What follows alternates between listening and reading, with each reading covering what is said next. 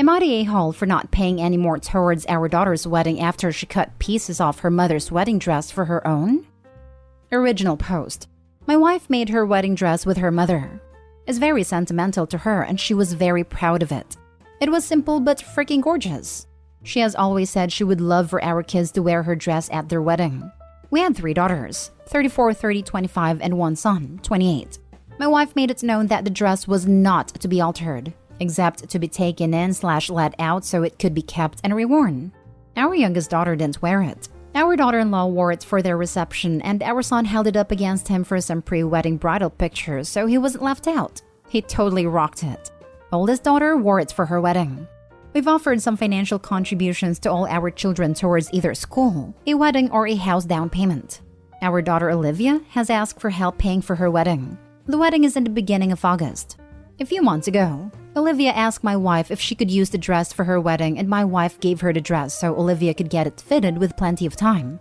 Tuesday, Olivia asked me to go with her to pay some vendors. One of the stops was the tailor shop for a final fitting and pay the seamstress. Olivia was really nervous, and I figured it was just usual pre-wedding jitters and excitement. The dress Olivia came out in was not at all her mother's dress. It was a completely different dress with parts of her mother's gown added to it.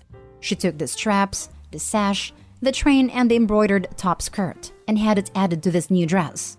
I was befuddled for a bit and then asked what the heck this was. Olivia's reasoning was that she was the last of our kids to get married and there wasn't anyone else to wear it, and she made sure to instruct they keep the original dress to be returned to her. I told her that's not the same. She knows it, and the dress was never hers to do with what she wanted. I asked the seamstress for the rest of my wife's dress and had Olivia tell my wife in person what she had done. My wife was devastated. I have since canceled the payments I made that day and told her I won't be paying another cent to her wedding. She and her fiancé can figure it out. Our youngest daughter thinks I've gone overboard, knowing Olivia planned her wedding with our help in mind, and without it she can't finish paying for everything.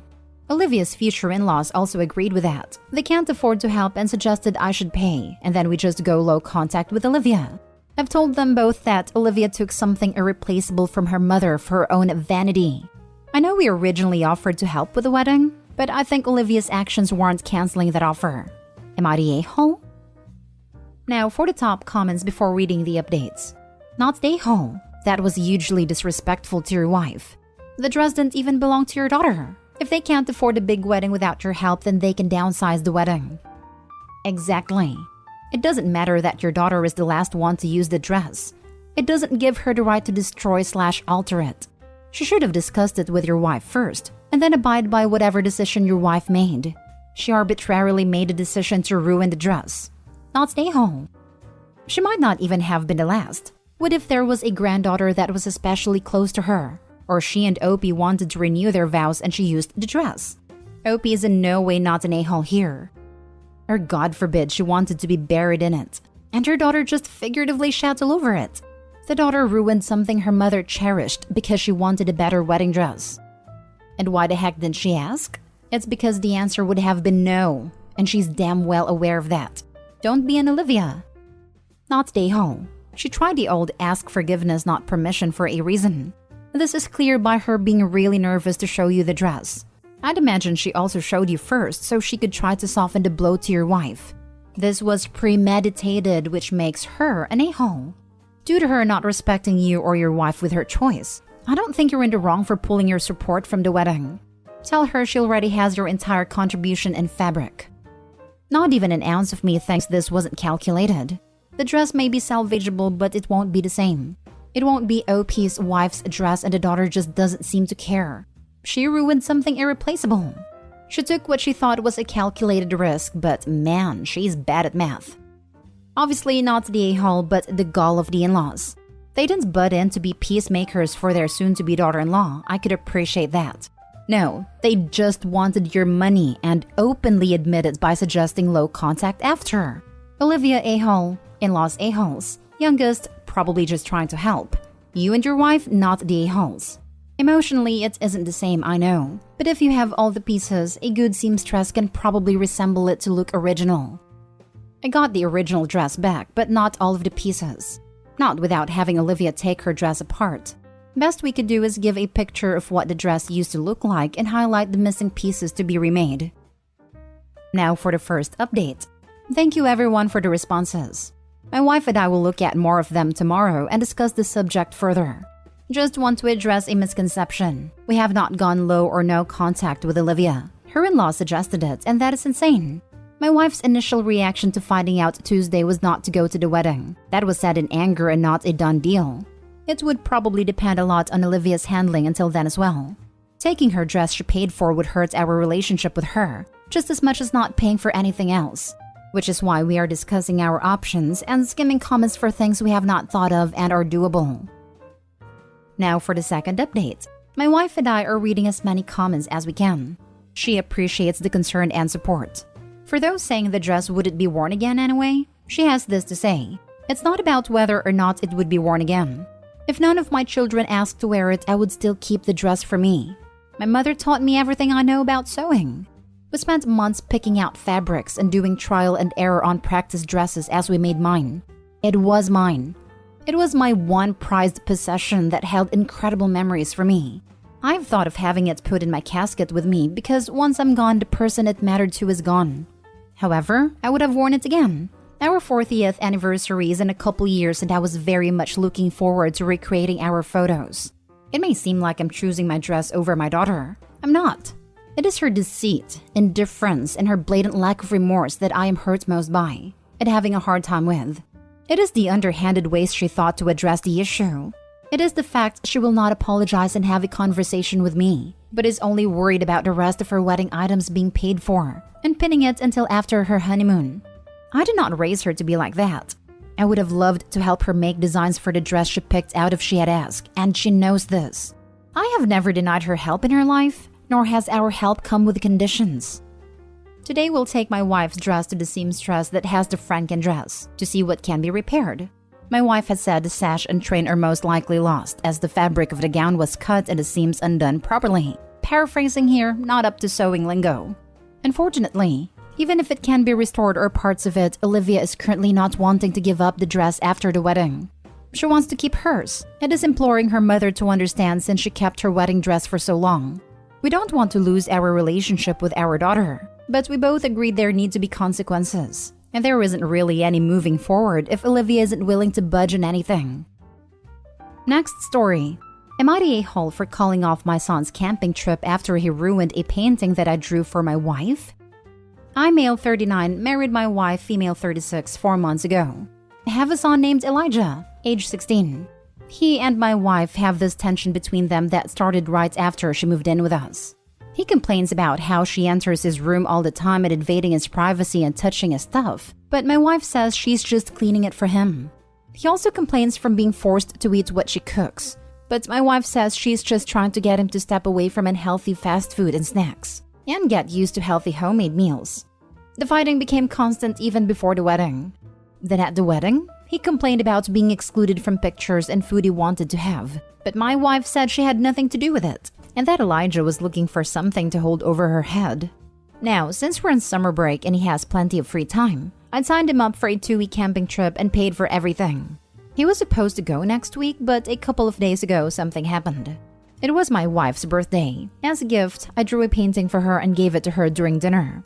Elijah started laughing for no reason, which made my wife annoyed. She told him he wasn't allowed to watch a movie later that night and sent him to his room.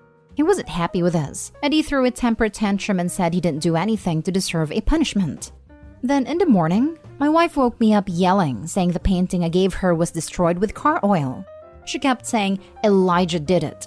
So I went to his room, and he admitted that he ruined it to get back at her for punishing him the night before. I lost my temper with him, then punished him by canceling his trip and taking the money back. He threw another tantrum saying he had to do that after she punished him for no reason, and that it wasn't fair since I promised. But I said it was final. He started crying and called his aunt as a way to pressure me into backing out of my decision, but I refused. Now for the top comments. You're the a-hole. Your son has been telling you for years that your wife is overstepping, being intrusive, violating his privacy, and making him feel excluded from the family. And you did not one damn thing to help him. Instead, you took the side of the person who is treating him horribly every single time. You're an absolutely garbage father, and your son is going to dump you out of his life the minute he turns 18. My wife said was repeated several times. Is Opie even talking to his kid, or just listening to his wife? Since he is sleeping with his wife, I can answer that one for you. You're the a-hole. Your son is still a child and your wife is competing with him. First, she has no business parenting him. That's your job, not hers. Second, if he doesn't want her in his private space, that is his right. She has no right to invade it for cleaning or whatever else. Third, are you seriously trying to convince us that the bride had no say in wedding pictures? Fourth, you are a very bad parent for allowing all of this to happen without any reaction. Fifth, you guys need family therapy. And whenever your son accepts your wife or not, that is his business. The photographer asks for a list of photos you want taken with people and then you pick the ones you want. So saying she had nothing to do with it is garbage. Literally did this myself last night for my own upcoming wedding. Can confirm. The couple has full control over who gets their picture taken and when. If he doesn't want your wife going into his room and touching his things, why do you let her? Why didn't you make sure that your son was included in some pictures? Why didn't you intervene when he wasn't allowed to eat some of the food at the wedding? Why are you letting her parent your son when you know there's so much tension between them? Of course, he shouldn't have ruined the painting. Of course, he's an a-hole. But he's also a kid. You and your wife are, supposedly, the adults. It's unreasonable to expect a 16-year-old to de-escalate a situation that the two adults keep escalating. Everyone sucks here, but you in particular. I'm the bio mom and I never went in my son's room without his knowledge or consent by that age. Laundry day? Just ask him to put the sheets in the laundry so I could wash them. If his clothes didn't make it to the laundry basket in time for washing, I taught him how to do his own. Stepmom needs to stay out of this young man's room. Dad is the a-hole. Now for the last story. Am I the a-hole for suggesting he has absolutely nothing to offer me? 30 female and I've been with my fiancé 29 male for 4 years now. We both came from absolutely nothing. Both grew up in foster care. Both had essentially nothing growing up and lived in poverty. I saw this as an opportunity for growth and breaking the cycle. So I save up and work my way towards a better life. Whereas he immediately spends his money on material things that he didn't have the opportunity to possess as a child/teenager. He is super materialistic and I'm not like that. I like simplicity while he likes extraordinary. With that said, the material items he does currently have hold no value to me whatsoever. It's his enjoyment. Like a bunch of guitars, easily over 40, and recording equipment, and I don't play an instrument/have no use for them. Or he has a bunch of gaming PCs/computers/consoles or just electronics in general, and I'm not a gamer/electronics type of woman. I enjoy my books. Paperback, old school style, and have more than I probably should. So, we are completely different people and I love that about us. It does make things exciting, though I simply don't understand his need for all of these things. When we started planning for our wedding roughly 2 months ago, he started getting really fidgety and kind of weird, so I just stopped talking about it. I figured it was him getting anxious about the whole thing because he was always the type who said he didn't want marriage. It's just a piece of paper. He knew I did want marriage, so he proposed.